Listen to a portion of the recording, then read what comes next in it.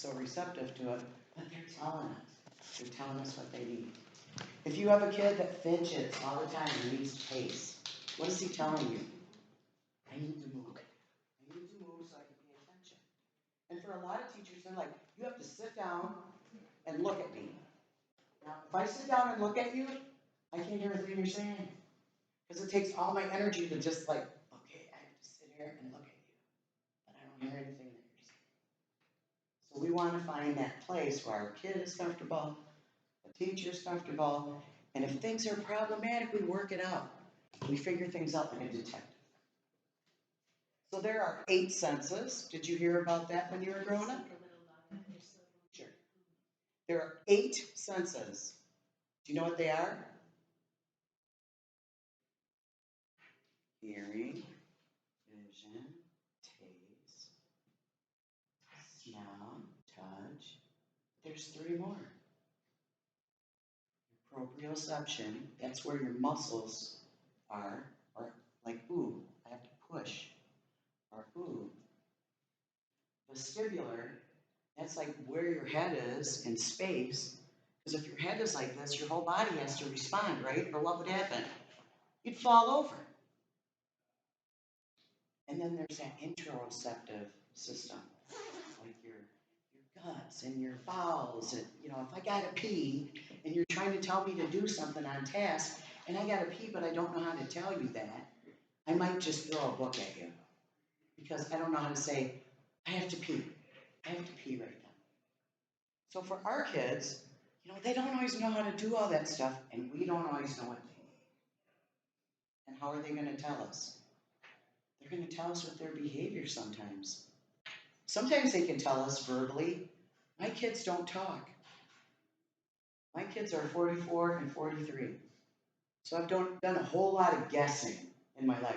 Do you find yourself guessing a lot about what your kid is going through or what they're feeling? Yeah, we do a lot of guessing, but they can't tell us the information. Come on in, join us. So if we can't,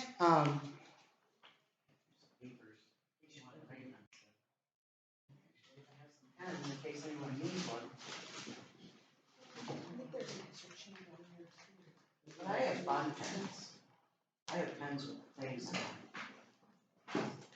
So if you would like a pen with some things on it, and if nothing else, maybe your kid will. There you go. So if you need a pen, grab one. I'm sorry. Thank you.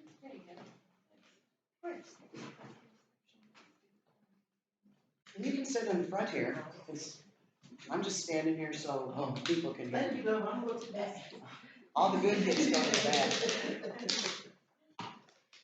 So we were just talking about our 8 senses, because you have hearing, smell, taste, touch.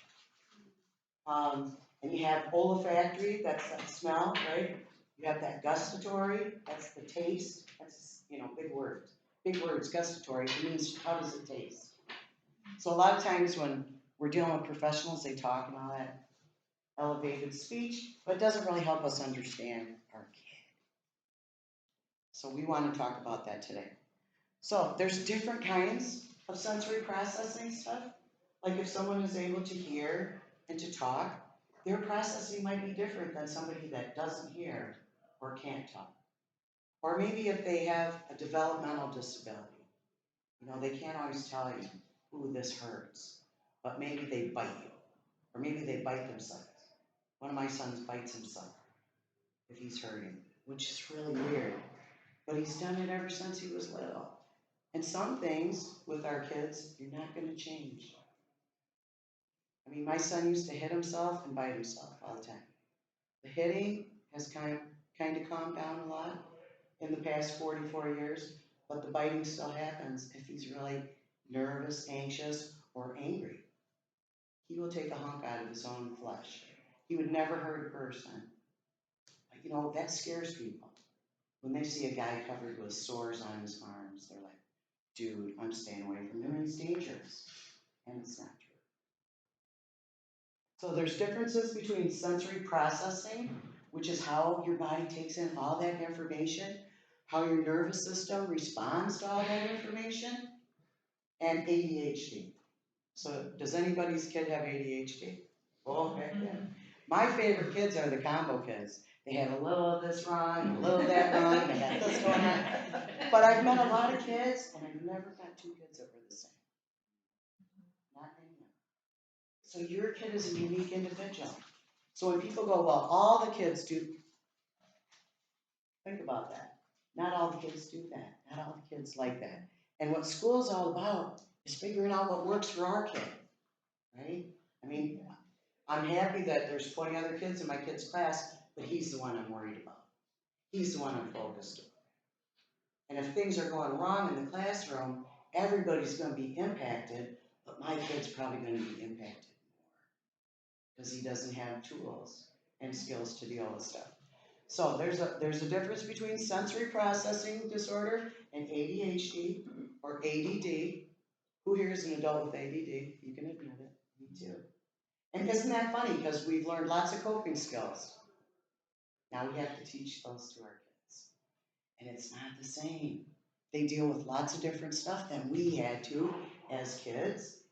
You know, how many of you had a school shooting at your school? Never. You did? Yeah. See? Oh, yeah. But that's a trauma that you've had to go through. Now think about our kids. In the current climate, there's a lot of trauma happening with the COVID, remote school, no, you're back, no, mask, no, this, that. It's like that is traumatic for kids. And how do we know they're traumatized? They act out. They act bad. They go, no, I'm not doing it. You can't make me. They get angry. But a lot of that is a trauma response. And guess what? We've all been traumatized by the pandemic. It's impacted all of us. And how have you guys handled it? Pretty well? Or do you have good days and bad days? That's what our kids have too. Our kids have good days and bad days. And not every day has to be a good day. Not every day is going to be a good day for them. And you have to accept that. Because when we help our kids accept the problems that they encounter or problem solve or work on stuff, they get smarter and better, and so do we. And it's a process. I mean, you're not going to do one thing and next year he's or she is fixed. It's a lifelong process. Just like it was for us adults who have ADD or ADHD. Your coping skills get better when you practice them. And that's what we're here for. So we're going to talk about the differences between ADHD and sensory processing disorder. And we're going to talk about ideas for activities. And I brought a lot of stuff too, because I want you guys to play with stuff, including something like this. Now, this is a tool. This was $100. Best $100 I've ever spent. Now, my oldest son loves vibration. I mean, since he was a baby, he's always used a vibrator. And I mean, back when they were all phallic-y looking and didn't look nice. And now you can get them that look like pickles and stuff, which is great. But back in the day, he needed vibration. So here's a way to change the nervous system without drugs, without anything. And we're going to share this. So what it does is it has frequencies, and they vibrate. It goes from this hand to this hand, and I can control the length, how hard it is, the intensity, and the pause in between. And so I want you to play with this and just hold on to it for a minute, or two, or five, while I'm talking. Because what you'll see is, wow, it vibrates this side and then that side, this side and then that side. And what it's doing in my brain, it's connecting both sides without me doing anything. My son will do this. Why? Because he doesn't want his nervous system to change. He likes it just the way it is. Ah, bam, bam, bam, bam. That happens too. And we might have to deal with that. So I'm going to put this up and then we're going to pass it on. And I thought I broke one of my friends has severe ADHD. And we were at a conference and I gave her that thing to hold on to. So she held on to it for about half hour and she paid attention for the next 2 hours to the conference. I was like, I think I broke my friend. Because she has never sat still and paid attention to nothing. Alright, who wants to go first? You up? Alright, so you get to play around. It's just got a toggle switch, you can turn it on, and then you play with the intensity and stuff. Yes, Where did you get it from? I just bought that online. I got it from my acupuncture lady because she uses it when people get in car crashes.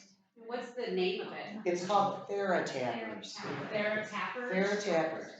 And it's very cool. And for some kids, they wouldn't like that. No, thank you. I don't want to touch it. Other kids are going to go, wow. But if you can help somebody pay attention, and you don't have to give them drugs, and you don't have to like force them to pay attention, just by giving them a tool, why wouldn't you try it? I mean, it's just kind of fun. And if they don't like it, they throw it. And my son is not gentle. He throws things when he's done, so it can take a beating and keep on ticking. So I really like that.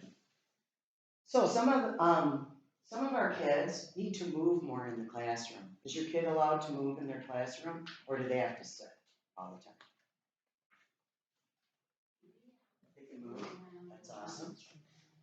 And when you're ready to pass it on, you can just take care of your own needs, people. Yeah, so a lot of kids are sedentary in classrooms, and their bodies need to move. And if they don't, they get really anxious, and then they blow.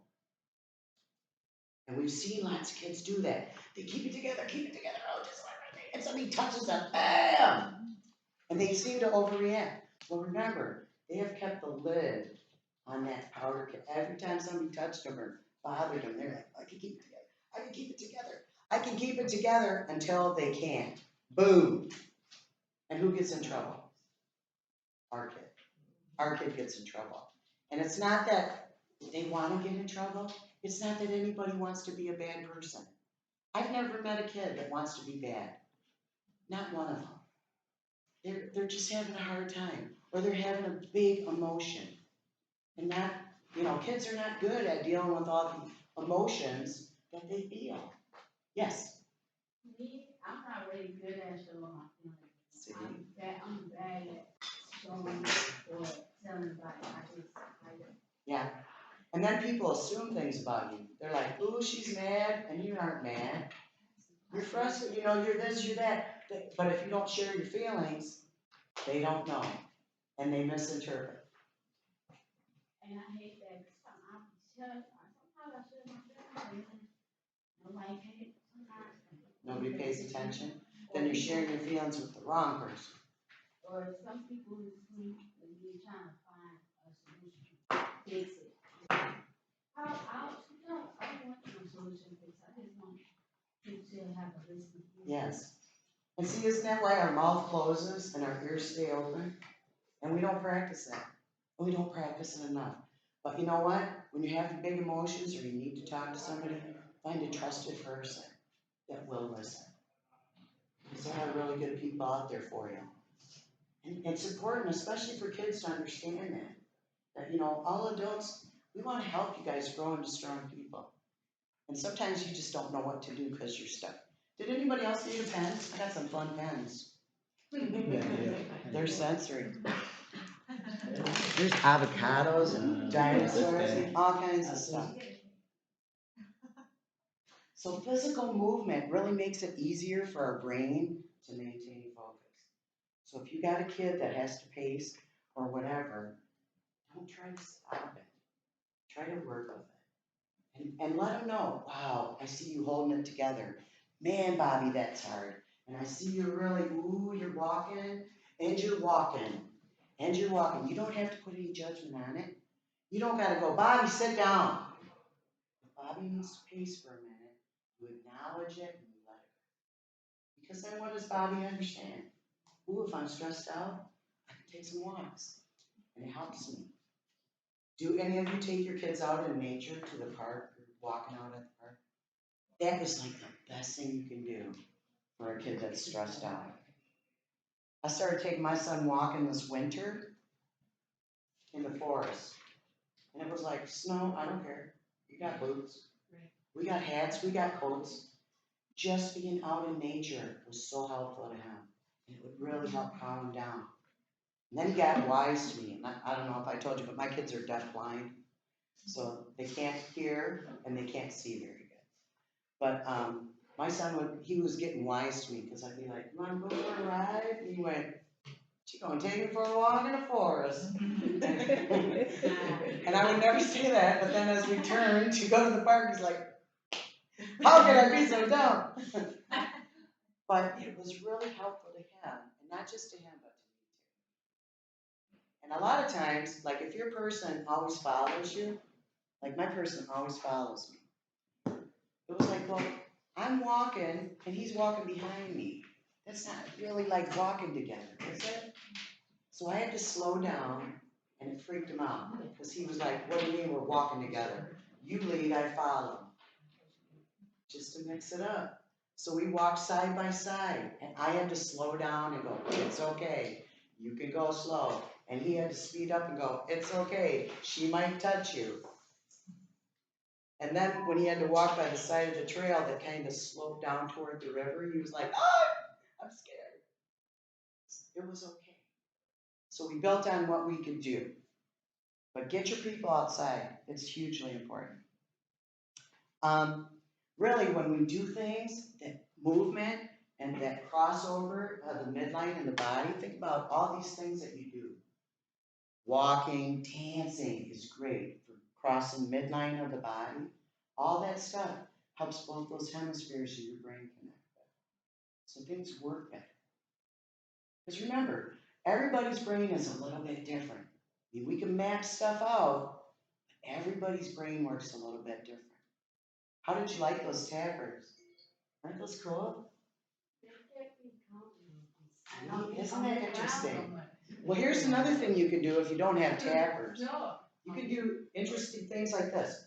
Bend your fingers, rub your fingernails together, just for a minute. Okay, well then you may not want to. But if you do this for a minute and open up your hands, wow, you feel vibration go all the way down your hands. And what it does is it lights up your nervous system. It's cool. And then just open your hands. Isn't that weird? Now that affects your endocrine system, which is all these like hormone places in your body. This does too. If you tap your sternum, if you do this like 100 times a day, it helps you be healthier. So think about Tarzan in the jungle. Oh, remember he used to do that. He was helping his health. But this is another thing we can teach kids to do. If you're stressed out, ooh, stressed out. One hand over the belly, the other hand rubs right between the collarbones like this. You can go, ooh, I'm so mad at you, ooh. But where are my hands? Are they around your neck? No. They're on myself to calm myself down. Because we don't always teach our kids. You can calm yourself down. Put your hands on your own body. And it really, really works. Think about the old farmers. They used to do this a lot with their bibs. These are acupressure points right here that help you feel better. So if you're moody, ooh, I feel bad. Just try it. Put your thumbs right here where your shoulder blades kind of start moving. And just push on there a little bit. Move your arms around. Turns on your happy juice. Now that stuff it's not medicine, but it releases endorphins and a chemical cascade in your own brain. It has cost you no money. Where is it available? Right at your fingertips. The same is true with mudras. Now mudras are cool. These are like hand positions. Does anybody in here pray? That's a mudra. It's just hand positions. So here's 4 hand positions. These are so simple, and I love to teach this to people because you can use it right away. If you hold your first finger and your thumb, just make a little circle, just barely touching, and you hold this for like 5 minutes or until you feel a switch, this helps you calm down. Lady, this helps you calm down. And all you have to do is hold it. You can drive. If you're in traffic and somebody cut you off, ooh, there I go, I'm gonna calm myself down, right? So that's the first one. And I like to remember, this is C in sign language. Hold your calm, hold your C. The next one, think about this finger. If you flip that one up, you have lost your patience, haven't you? So this is patience. And we're gonna hold our patience. Instead of letting our patience fly at somebody, hold it. You can do this while you're driving. You can do this at a meeting. You can do this while your husband's yelling at you. You can do this while you're getting in a fight with your brother. I mean, this is easy to do. Hold your patience. And you do that for like 5 minutes or until you feel a switch. And you will, it's just kind of weird. Now the ring finger, this is supposed to be for stability. So if you wake up and you're feeling out of sorts, just not feeling like right today, hold your ring finger and this will help you feel more stable. Also this calm, if you're on a plane or sitting for a long time, this brings blood down to the lower parts of your legs. Who knew? Now the last one, so this is stability. The last one is intuition. Now this is I in sign language, but if you hold it while I'm talking for the next few minutes, you'll know if I'm full of crap or not. Because your system, this is your intuition. If you meet somebody, are they a good person? I'm gonna hold my intuition and I'll get the answer. And if they're a good person, I'll get the answer. And if they're a bad person, I'll know. But if you do 5 cycles, or 1 cycle of each of those, 5 minutes, that's a 20-minute meditation cycle. It's cost you no money. It's easily accessible. If your kid has ADHD, teach him calm. Teach him calm. We had a teacher training, and this teacher was like, my kid has ADHD. He's like 10 years old. And she goes, do you think he could learn that? I go, well, teach him. How are you going to know unless you teach people? And then get him to use it. So she taught him how to do the calm, the patience, the stability, and the intuition. He's like, I don't really use intuition. Someday maybe you will. But they went to the Museum of Science and Industry, her son and his friend. And a couple weeks later, we saw her at this other training. She goes, I just want to tell you that Medra stuff, that works. She goes, I have scientific proof. And it was like, well, how? She said there's a table at the Museum of Science and Industry on the 2nd floor. It's called the stress table. Just a little table like this, and it has a metal ball in the middle. And you put a metal band on your head and you stand at one end of the table, and somebody else stands at the other end of the table, and the ball goes to who's more stressed out. And she said, so I'm watching my son and his friend, and they're at the table, and she said, the ball's just not moving at all. It's just in the middle. And all of a sudden, it starts rolling toward my son. She said, and he just looked at me like, oh, I'm gonna lose. And she said, all of a sudden, he grabbed his calm. And she saw him do it, and he just put his hands down, and the ball went, and took the other guy out. And he looked at his mom, and he goes, it works! It works! It works, it works, it works. But you know what? Why not use something simple that works? And if this helps me calm down, if I have something to focus on, I go, I need to calm down. I have my hands in the seat, not around anybody's neck. I'm learning that my own body can help. Right? That's what we want. Also, moving around helps us enter new information in our brain. And I just had a workshop today. This wasn't mine. It was Jennifer Rosania's. I'm going to let Nancy's out. And there's 2 different ones. But this was about optimal seating and performance stuff. There's a lot of good sensory information in Jennifer Rosania's stuff. She's an OT. I mean, occupational therapist. That's what she does. She figures out kids and their bodies and how to help them learn better. So there was a lot of good stuff in there, and we had extras, and I was like, let's just pass them out.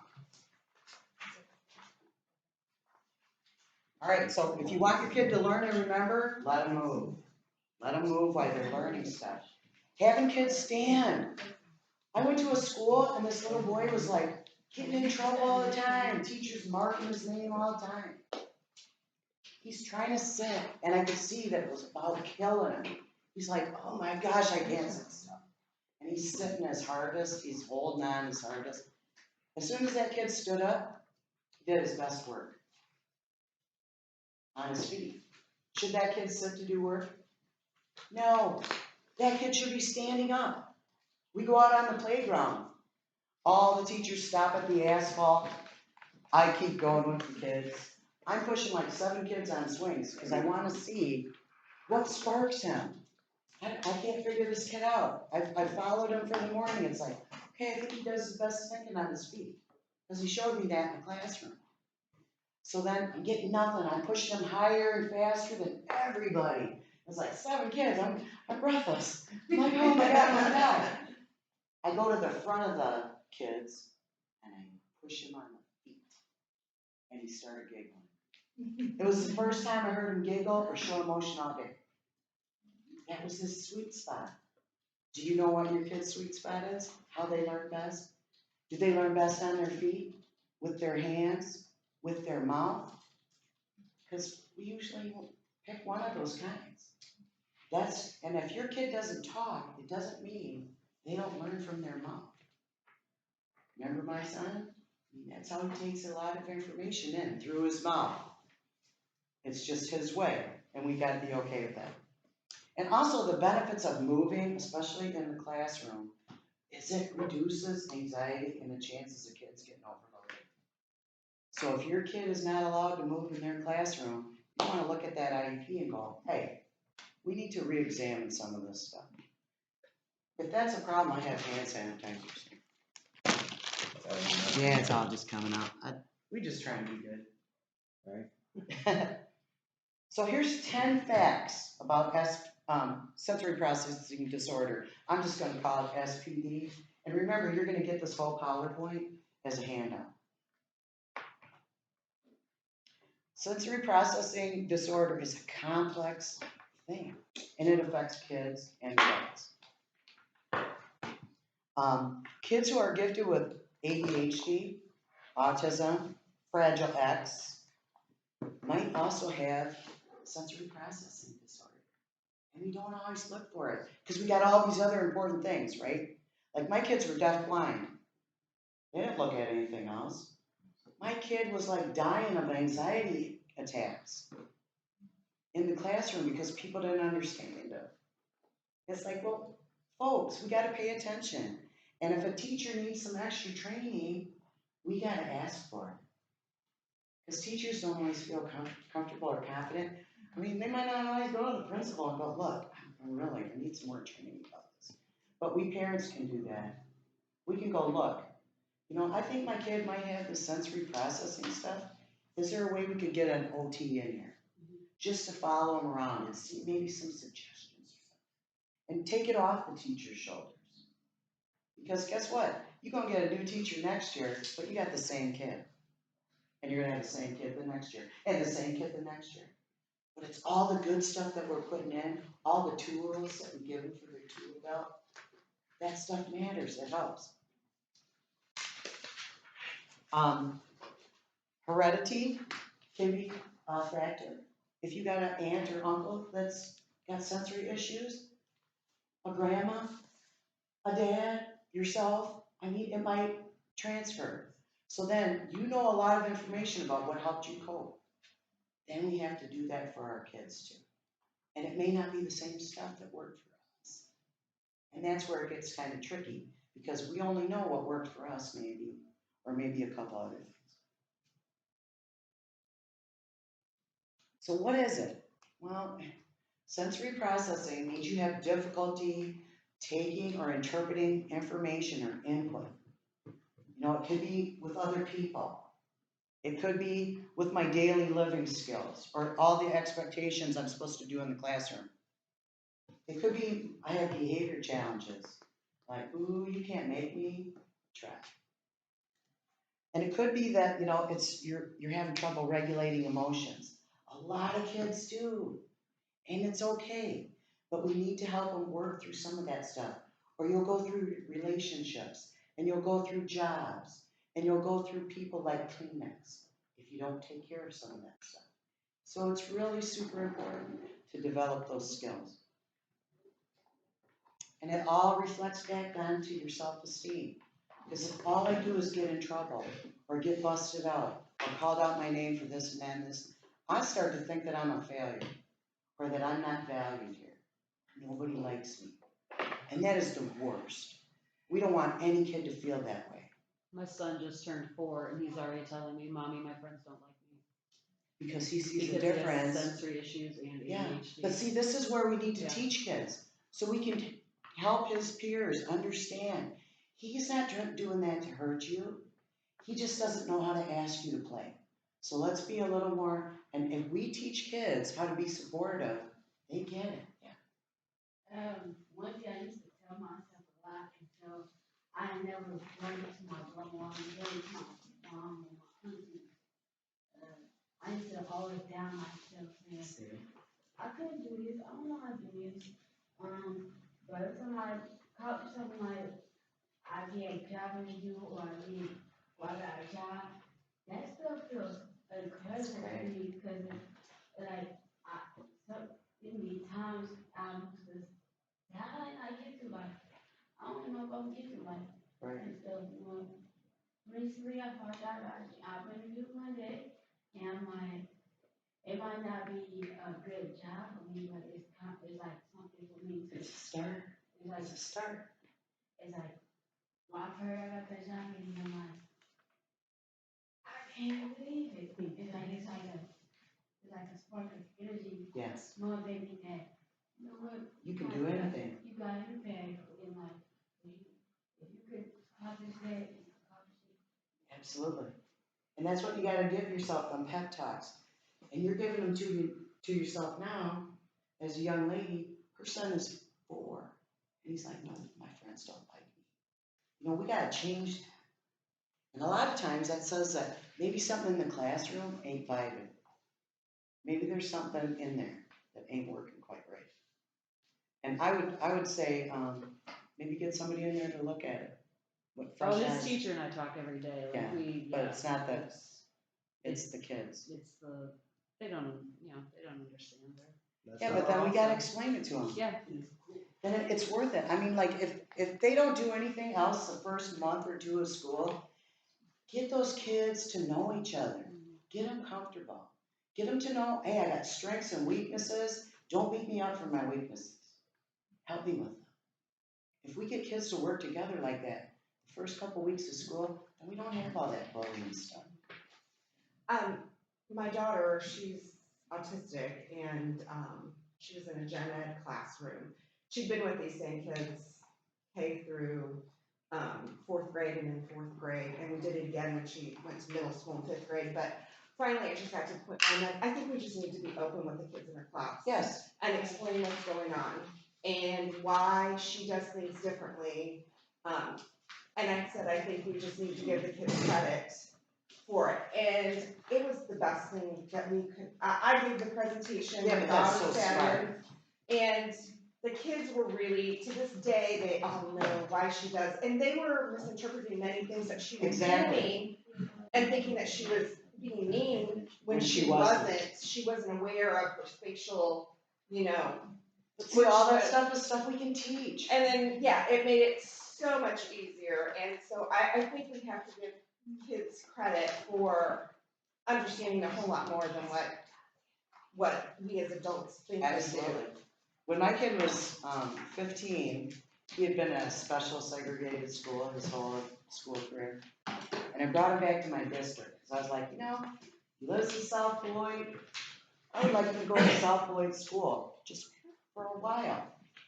So brought him back to the district, and it was like I went into a gym class, and a gym class like 50 kids, and I go, okay, I want to tell you about my son while he's here, because I think some people just think, they had never had anybody like my kid. I mean, my kid, he walks around like Frankenstein, but he's cool. And it's like they had never seen anybody like that, because those kids we put over here, we never let them go to school. So I went in just like you did, and I go, okay, what questions do you have? I go, better yet, write them on paper, because in high school, don't nobody want to be the first. So they wrote me lots of, oh, you're a good mom, you're good this. One of them was, did you do drugs? And I go, well, this is a great question. Because I go, Hey, you guys are all 16, 17, right? I became a mom when I was your age. So this, I wasn't ready for that. Which one of you is ready?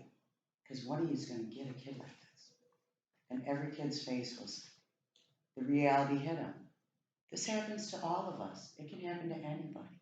You can get a kid with challenges, even if you do everything right, even if you got money, even if you're Bill Gates. You can do everything right and still end up with a kid with challenges. So it really isn't about that. And I go, and to answer your question, no, I didn't do drugs. My kid was born with CMV virus. Has anybody heard of that? You ever had a sore throat for no reason? That's CMV virus. The only time it's terrible and hurtful is if you catch it for the first time while you're pregnant, which evidently happened to me. So sore throat, no big deal. My body had antibodies. His body did not. So, explaining to kids. Otherwise, half the kids in that class would have been like, that mother did some drugs. No, she didn't. This is what happened. And it could happen to any of you. Which one of you is going to be a parent of a kid with a disability? And nobody wants to volunteer. It's real. I go, look, my son's here to learn from you guys, but he's also here to teach you things. Teach you how lucky you are that you can walk and talk and hear and see and make decisions. I mean, he didn't walk till he was 7. I carried him because I was like, oh, pretty wheelchair? Not for my kid. You're going to walk, dang it. And it about killed us, but walk. So, if you have dreams for your kids, don't give up on them just because it takes longer, it looks different. And people told me my son would never walk. He still walks. He walks like a drunken Frankenstein, but he still walks. And that's great. And what else does sensory processing disorder involve? Learning. Because if your filters don't work good and you're trying to take in information and it's not sticking, learning is impacted. So if your kid is getting bad grades or they don't really, get math or whatever, figure out what's going on and how you might be able to help that learning. Now I just passed you out an iceberg of behavior because I think this is pretty funny. Like this is all the stuff that we see at the top of the iceberg. Anger, raging, running with fleeing, hiding. But look underneath the surface. I'm stressed out. I have a lot of anxiety. I'm overwhelmed. Most kids would rather die than be embarrassed. Isn't that sad? They would rather die than be embarrassed. When did embarrassing someone kill someone? This is sad, and we need to deal with some of this stuff. Untrusting, always feeling attacked. If all I do is get my name on the board or you're calling me out every 5 seconds, I don't feel like I'm doing anything right. Or I feel like you don't like me. And sometimes that happens too. If you get a teacher that doesn't like your kid, get him out of there. Get him out of there. I've said it to teachers.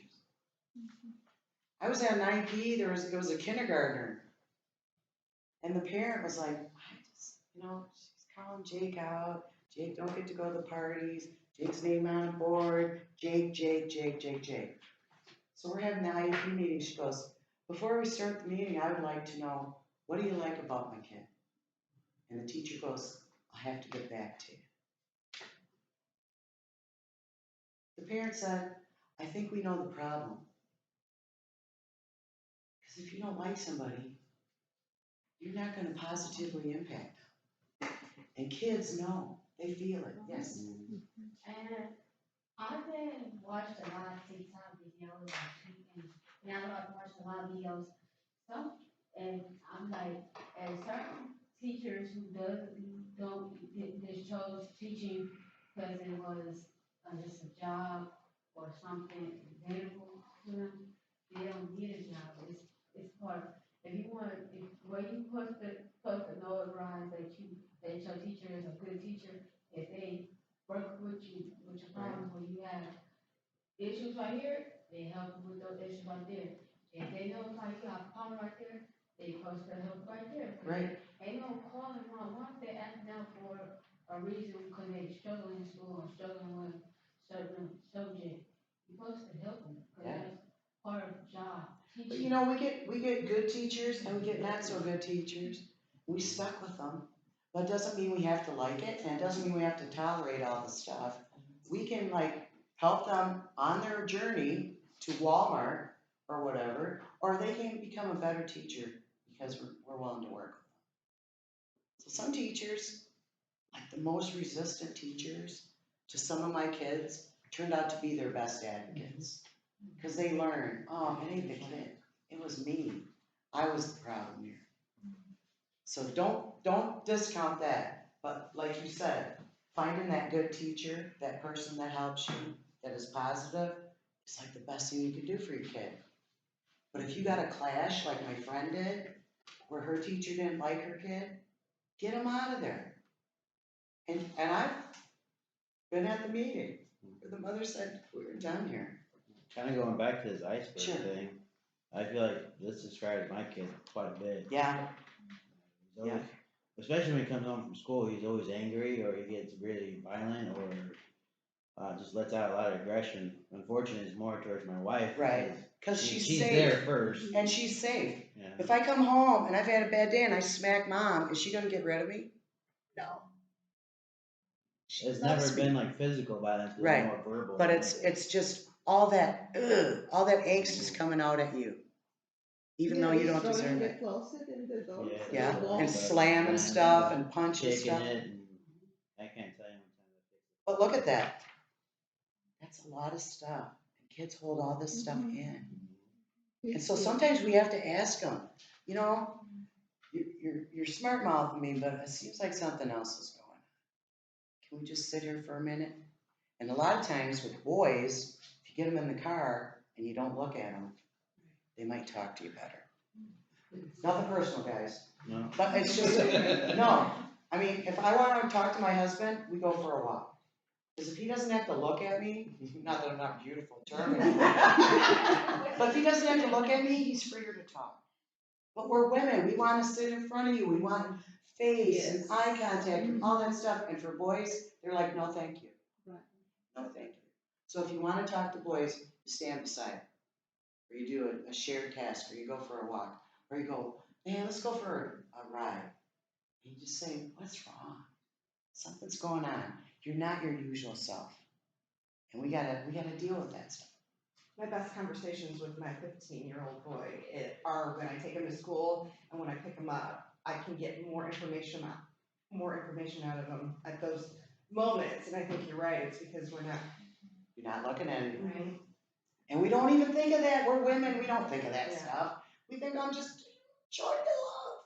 That's because we feel attacked.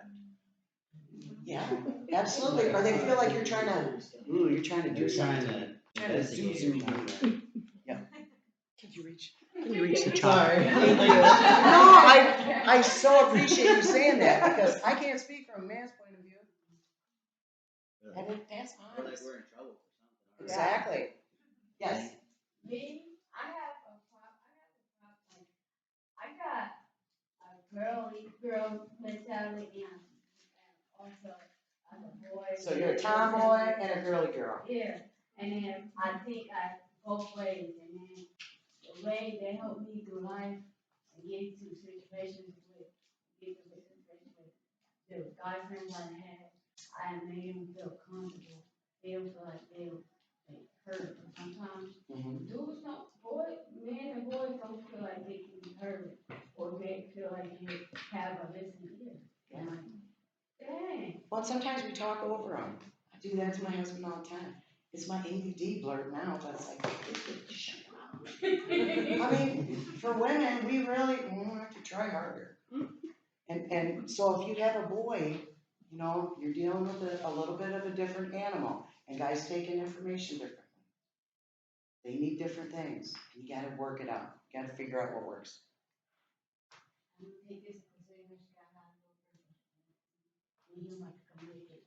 So let's just do a little sensory break. You guys want to stand up real quick? Mm-hmm. All right. So this one's easy. Just shake out your hands a little bit.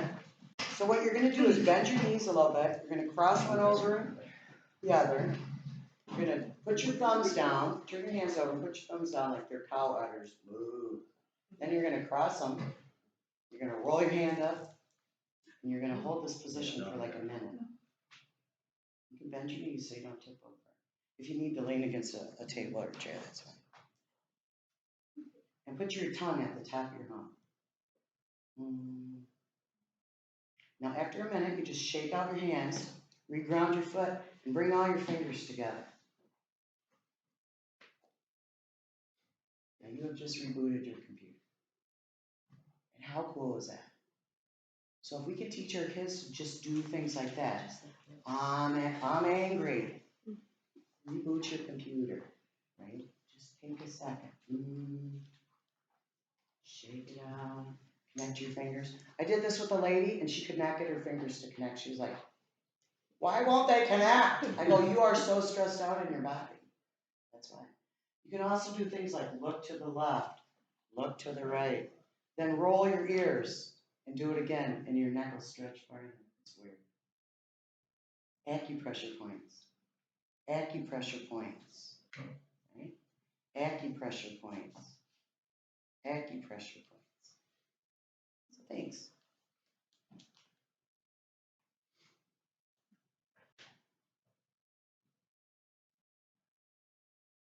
So there's red flags. You guys can sit back down if you want.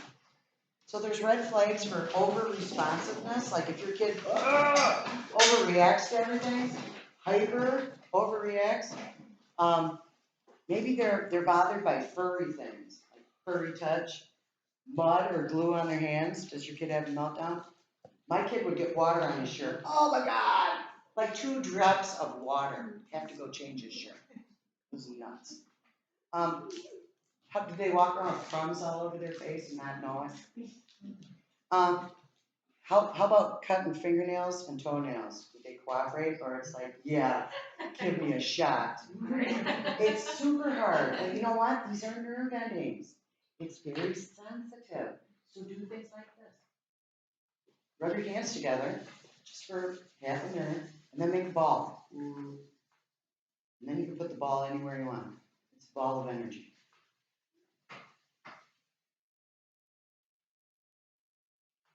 But if you do things like that before you cut fingernails, feel your hands up. They're all tingly. Everything's tingly, right? It's weird. But that is your own nervous system. And what we're doing is helping calm our nervous system down when we're giving it information and juice.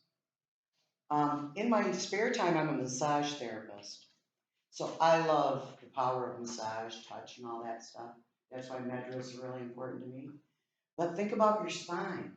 This is the super highway of your nervous system. You gotta feed it nutrition. How do you do that? Hey girl. She's so cute. So what I like to do is use natural oils. Alright, sorry.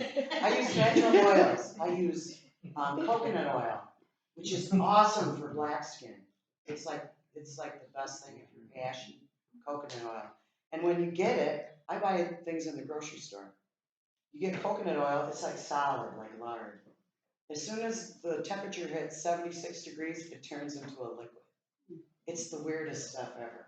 But if you use coconut oil on the spine, on hands and feet, you're raising the vibration of the nervous system more than any other nutrients you can do. And you just put it right on their spine, like after a bath or at bedtime. Just rub it in. My favorite oil is castor oil. And it's not because it makes you poop. It will if you eat it. But if you use castor oil on your body, it's a muscle analgesic, so it takes away pain.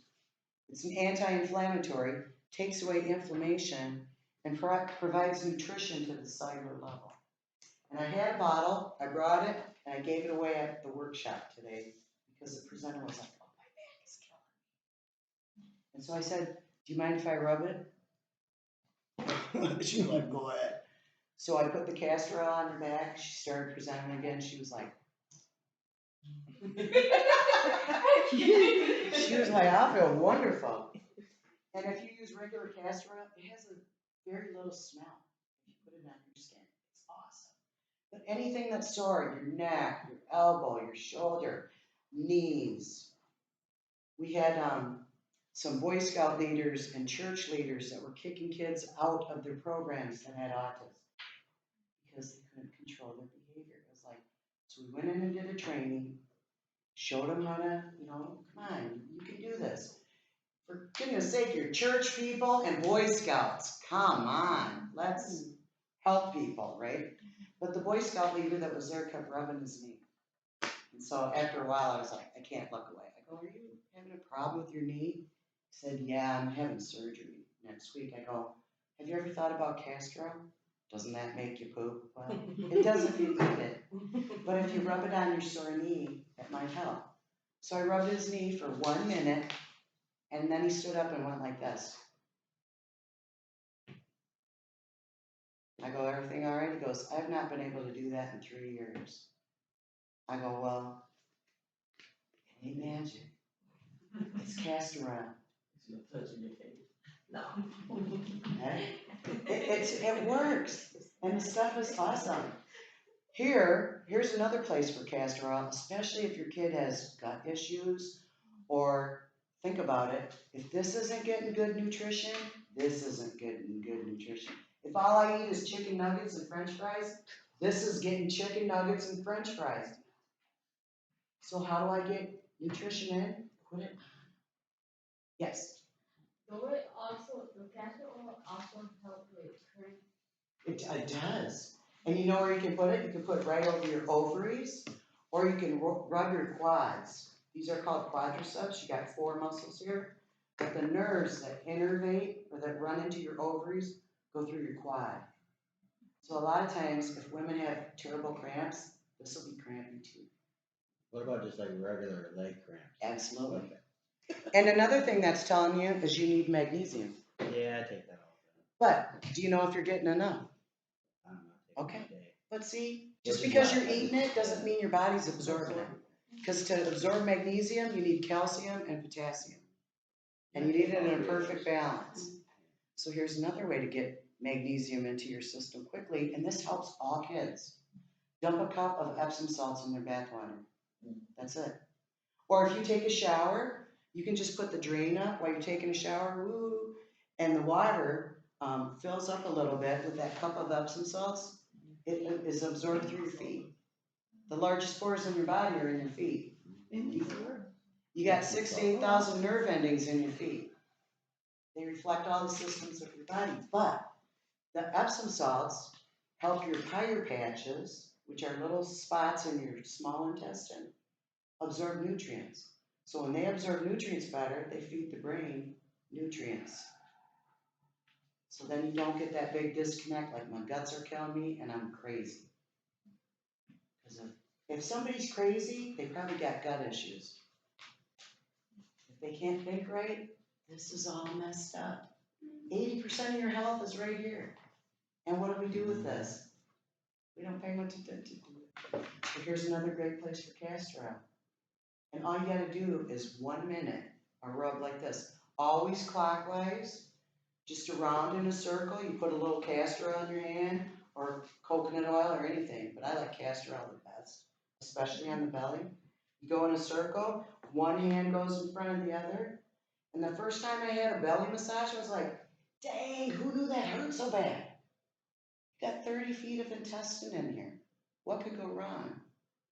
A lot of things. A lot of things. So if you keep this healthier, you go in circles, do a dog paddle, go from the middle out in all directions, pull up on the sides, and shake the belly 1 minute. It's providing additional health. You Yes. get that at the grocery store? Yes. Okay. In the laxative aisle. Oh. Just don't eat it. Put it on it. Because it will make you poop. Does it work for babies? Yes. Too? Like, Absolutely. Well, think about it. When babies are born in India, they get a massage every day for like the first 60 days of their life. Why? Because it helps the nervous system calm down. We don't do that to our kids. It makes so much sense. And like one of my kids does not like to be touched. He's like, don't touch me. My other kid is like, touch me all over. I mean, that's why I became a massage therapist. was for my older one. Yes.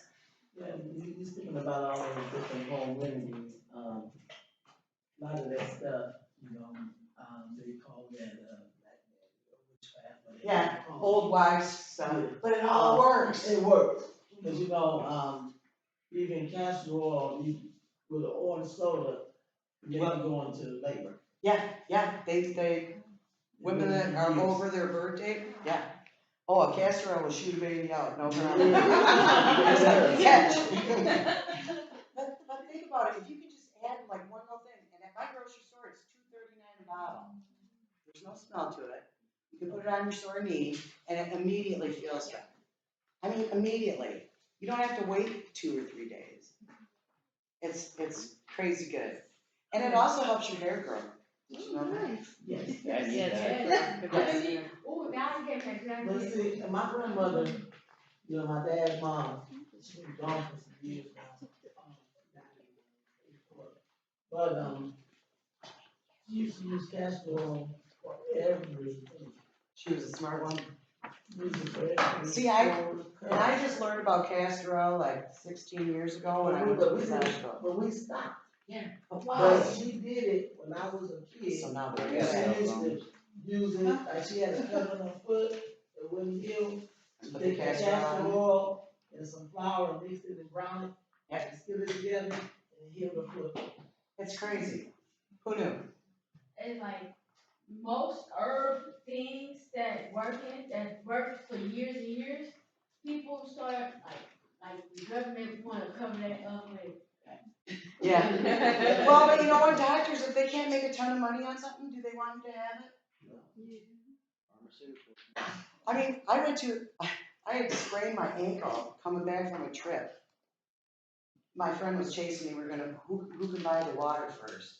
I twisted my ankle, and I was like, oh, this is bad. We're driving the bus home, and by the time I got home, I could not bear weight on it.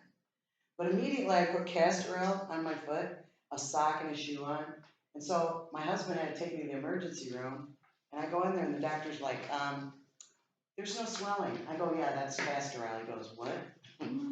I go, castor oil reduces swelling. Like right now, he goes, I've never heard of that. A lot of them have it. And I'm like, that's pretty unfortunate because it's readily available and it works. I'm just giving you a lot of handouts so you have ideas to take home and think about. I will give you guys my card so you can email me, call me, whatever, if you have any questions, concerns. But like the self-care stuff, we don't do enough of that. And we don't teach our kids about that stuff. So I'm just giving you that because I want you to. Here's 100 ways to adapt anything. And these are great. There's a lot of good ideas in some of this stuff. So another like issue that my son had one time was that I was getting a new computer keyboard, and he was really stuck on the one we had, but I couldn't fix it because It was not really fix toast. it. No, You know, it's just easier to buy a new one. but and he's like, replace it. a change. I don't know. Yes, and it was a big change, and man, I think he probably dwelled on it for what, like 2 to 3 weeks. And just kept coming back to it. OCD. Yeah. Right. Same thing, and again and again. He was going to school and back. But what about the keyboard? Well, he wanted the same make and model, the same Because everything. the feeling, he has. Well, and he knows how to operate that. So I don't have to learn a new system. And it's like, that must have been very stressful and overwhelming for him. I guess. Yeah, but I was then trying to you, explain to him, like, Right. I can't get the same one. but you know what, that you just kept coming back to it and going, look, if I could, buddy, I'd do it. And But I that's what I can't. did. That's all we can do. We can't fix every problem. Right, and he's like, well, we can get a technician, he can But fix it. Dad, I'm like, but it's gonna cost more for that dude to look at it. dude, I can't pay $500 for a keyboard. That ain't gonna happen. Okay, here's another one. This is a sensory motor checklist. This is for adults. So you might wanna take this little test yourself. It's a 2-parter. And it's kind of interesting because some of those things on that list, you're gonna go, well, that's my kid. Well, look at that.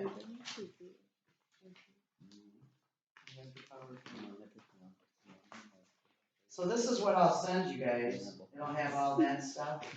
Yeah, including the notes, like for the presenter, so that just gives you some background information. And I mean, if you like it, great, and if you don't, throw it away. Nobody cares. I I mean, take what's useful and leave stuff. Take what's useful in your life and leave other stuff. If something ain't working for you, let it go. Alright. Other things, like getting your kid to wear silly glasses. But actually, if you want your kid to read, sometimes giving kids silly glasses helps them figure things out. It's just interesting. Pass them on. But you know what? When we make novelty, the brain loves novelty. And think about it. Our kids get kind of rigid in their thinking, right? Oh, it has to be this way. It has to be that keyboard. It's like, no, it doesn't. And actually, it's good to move things around and shake things up. Another thing, like if your kid likes to throw things, good grief, give them snowballs. I mean, give them snowballs. Let them throw things at you. I mean, why not? Oh, I'm gonna hurt you. I mean, you're not gonna hurt anybody with this.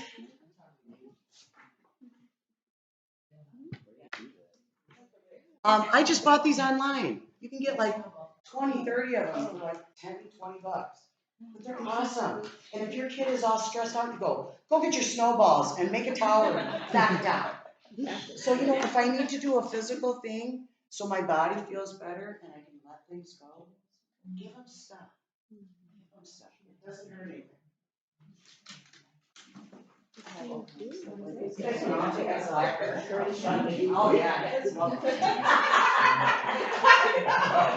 Some kids like them. Some kids just need fidgets. You know, if your kid needs something in their hand, I have a coworker that she always has to twine. I got a coworker, she always has that to twine. So she just twirls it around. And she goes, you know, for me, this helps me calm down as a person. Now, if all you need is a little bit of twine or a rubber band ball or a piece of this, and you just play around with it, who cares? If this helps you pay attention to the teacher, do it. Do it. I use these all the time.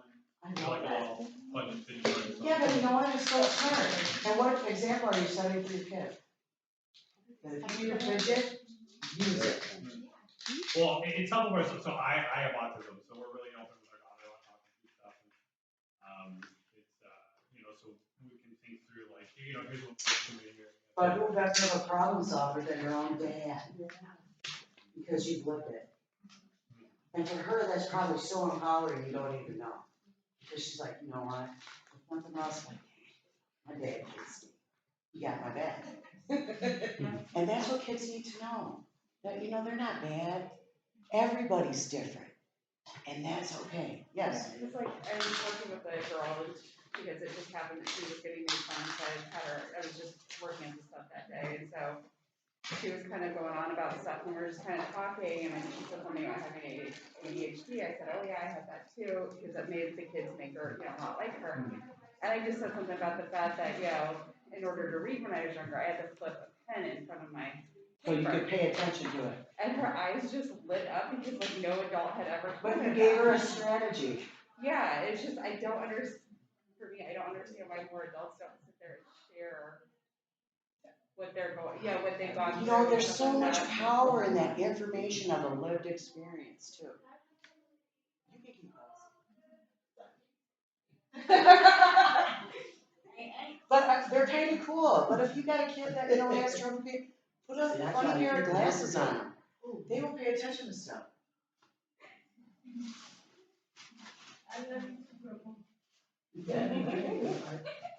I just have some plain old sunglasses. Yeah, one.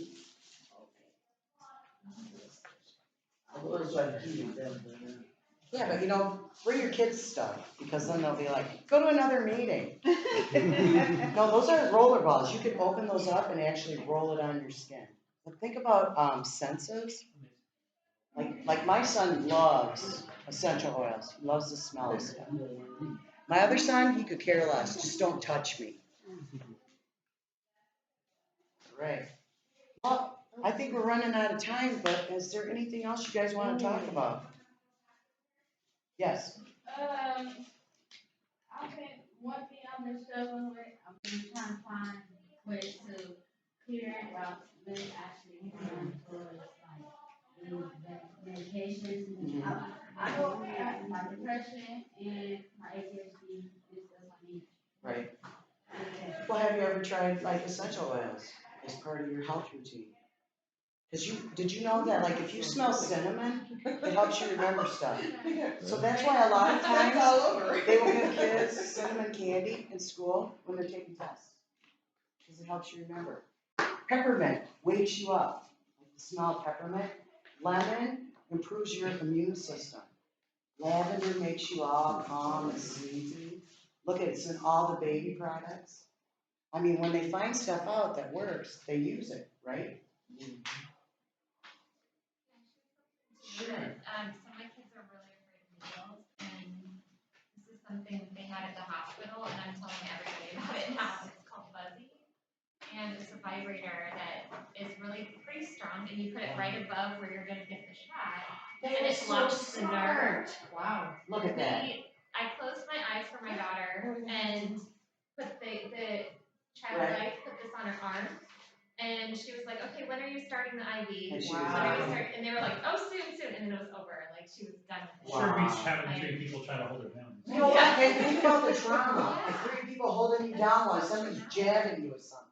We just had a mom today talk about the That's fear of brilliant. getting her child ready to have anesthesia for a dental procedure. Yeah, I mean, Scary stuff, big stuff. How about we trying to get up the care of, you know, some people, I don't want to get the vaccine, but Right. here's my Yeah, but see, this would be. look at that. I don't like. Somebody else want to see? Buzzy is great. I don't like. You know, that is so brilliant, and thank you for sharing that.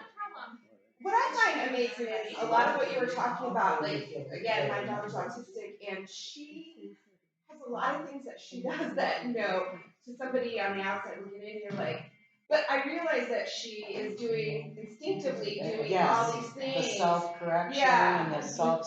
She Yeah, but like look at dances around, moves her body. Look at and- your ability to cope and to acclimate and to navigate a world that is not making people that are good.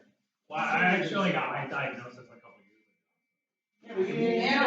Yeah. I just had a lot of unsuccessful, Yeah, but it's like, all you have is unsuccessful stuff, but after a while, it's their fault.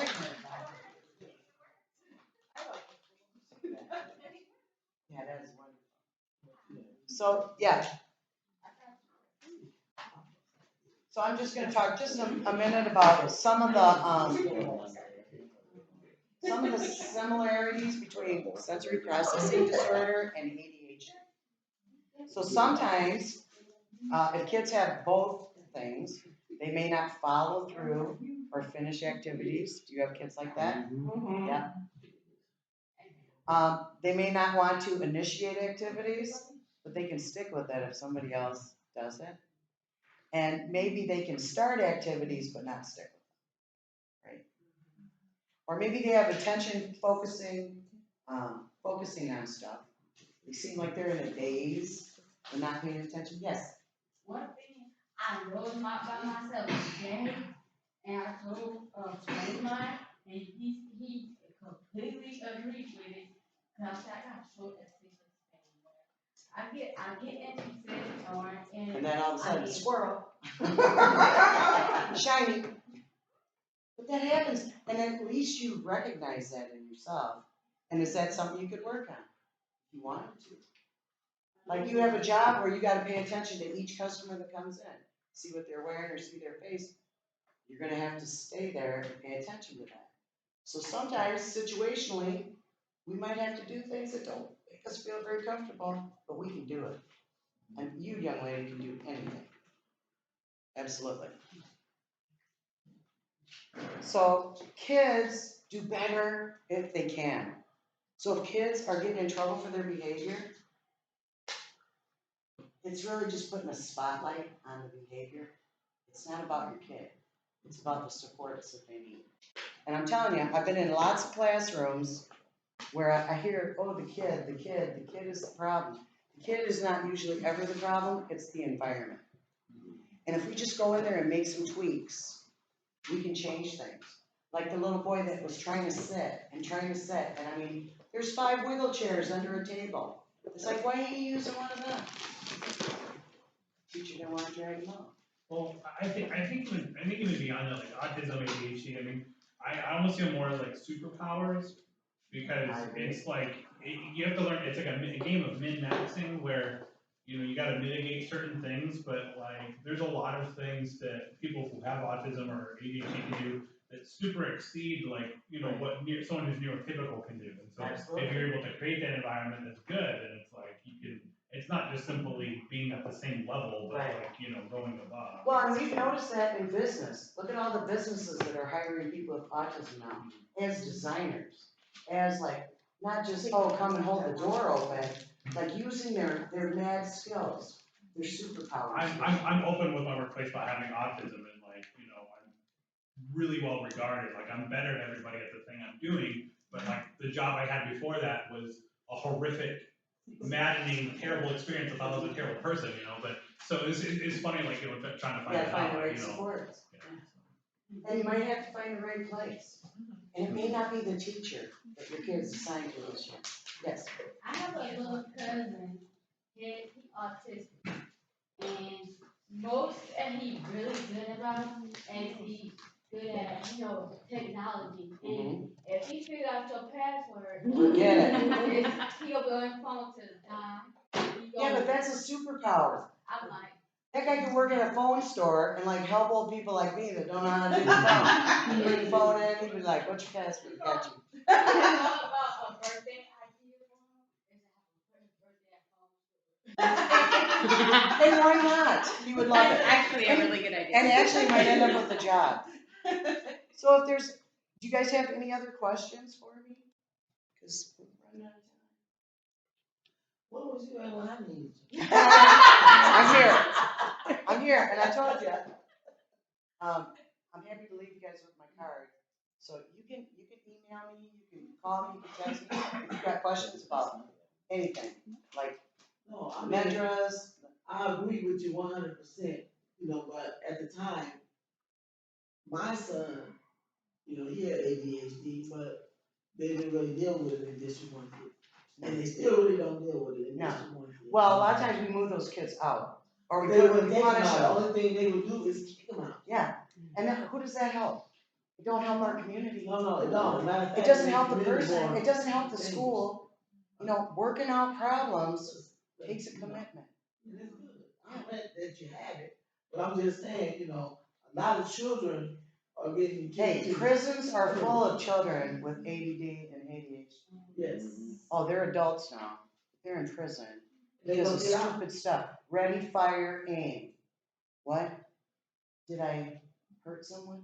I mean, some people don't even realize the power that they have, or the destructive power that they share with us, because people haven't taught them different. Or they went through a system that kept kicking them out and not listening to them, and moved them on or said, get out of here, because you're hard to deal with. We got to figure things out.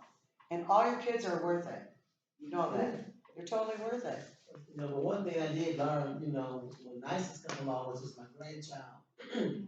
I'm more pumped to know how to deal with it and not let Right. the district deal with it. Because Right. I knew Well, what a to lot of watch out for. parents, if your kid is acting out, you do your best or whatever, but then it becomes a bigger problem than just you can fix. So then you give up. Or you go, okay, I guess they should get suspended or kicked out. Well, I never thought that. I just couldn't stop them. Yeah. I just, And people got power. Yeah, districts got power. Yeah. But we do too. Yeah. And I tell That's why I'm you, using it with sometimes you gotta go to the school board meeting. Been there, Oh. but can't really do it. I mean, when you by yourself, you can't. Right. Well, it feels we overwhelming. talking about 15, 16, 17 years ago. Yeah. He's 31 now, so Right. it's a big difference. But is he a parent? Is he a parent? He got 4 kids. Yeah. Do any of them kids have things going on like he did? I believe they do, See? but I don't deal But- with them like that. No. But you see, patterns will repeat themselves unless we break the patterns. I know, but I mean. And there's a I lot don't- more help now. I don't deal with them